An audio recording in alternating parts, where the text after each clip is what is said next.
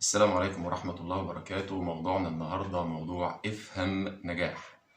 النجاح يا جماعة ملوش وصفة سرية ولا له خلطة كده أقدر أديها لك وأقول لك هي دي الخلطة السرية بتاعت النجاح فعشان كده تقدر تنجح. أمال النجاح عبارة عن إيه؟ النجاح عبارة عن المداومة على أسباب النجاح.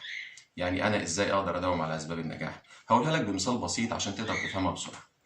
لو أنت مثلا عايز تاخد كورس لغة إنجليزية هتعمل إيه؟ هتبدأ في الأول تتجه إلى مكان بيدي كورسات لغة إنجليزية. طب وبعدين هتبدأ تحدد مستوى الليفل بتاعك. طب وبعدين هتبدأ بقى تاخد كورس اللغة الإنجليزية بقى المستوى الأول التاني التالت. ما ينفعش بعد المستوى التاني تقول أنا لسه ما فهمتش إنجليزي، أنا بسمع الفيلم وما بقدرش أترجم الحاجات اللي فيه، أنا مش قادر أوصل لأن أتحدث الإنجليزية بطلاقة. طب ما أنت لسه ما داومتش على أسباب النجاح. هو معنى إن أنت خدت مستوى أو اتنين أو تلاتة إن أنت كده وصلت للنجاح؟ لا طبعا.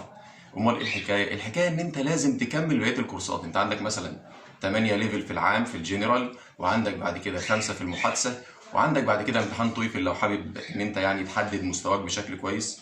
طيب يعني وبس كده؟ لا مش وبس كده. طب امال ايه؟ وانت بتاخد الكورسات لازم تنمي انت نفسك. الكورس ده مش هيعمل منك متحدث جيد في اللغه الانجليزيه لوحده. طب اعمل ايه؟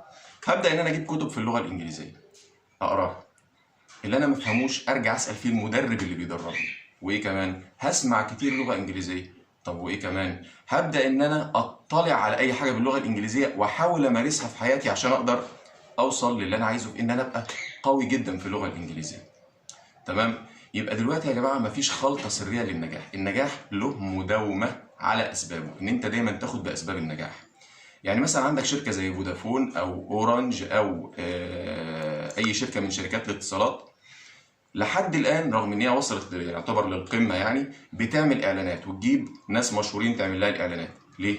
هي دي المداومه على اسباب النجاح. وبالمناسبه مفيش حاجه اسمها انا وصلت لقمه النجاح، لانك انت لما بتوصل للقمه بتحتاج ان انت تحافظ على القمه، والمحافظه على القمه اصعب من الوصول للقمه. المحافظة على القمة أصعب من الوصول للقمة. أنت بتطلع سلالم النجاح سلمة سلمة لحد ما تحس إن أنت يعني وصلت للقمة، ومفيش حاجة اسمها وصول للقمة. القمة الحفاظ عليها أصعب من الوصول إليها. القمة الحفاظ عليها أصعب من الوصول إليها. يبقى أنت برضه هتضطر وأنت على القمة إن أنت تحافظ على القمة دي بإنك أنت دايما بتحاول إن أنت تحافظ عليها، بتاخد بأسباب الحفاظ على هذه القمة. زي واحد مثلا تاني بيدعي ربنا، واحد مثلا عايز حاجه من ربنا، فواحد يقول له طب ادعي ربنا ربنا يوفقك، وبعد اسبوع يجي يقول لك ربنا ما استجابليش. لا اله الا الله محمد رسول الله. طب ربنا هيستجيب لك ازاي؟ هو اسبوع؟ الدوام على الدعاء، المداومه والاستمرار على الدعاء هو ده اللي هيحقق لك اللي انت محتاجه. تمام؟ اذا كنت انت عشان تاخد كورس انجليزي قعدت عملت كل الخطوات اللي احنا قلناها قبل كده، طب انت لما انت عايز حاجه من ربنا سبحانه وتعالى يبقى انت تداوم. الا يستحق الله ان انت تبقى تديله او ان انت تتصل به الاتصال اليومي بانك دايما تدعي وتصلي وتبقى دايما على اتصال معاه عشان توصل للي انت عايزه؟ يعني دي كانت حاجة بسيطة كده عن افهم النجاح.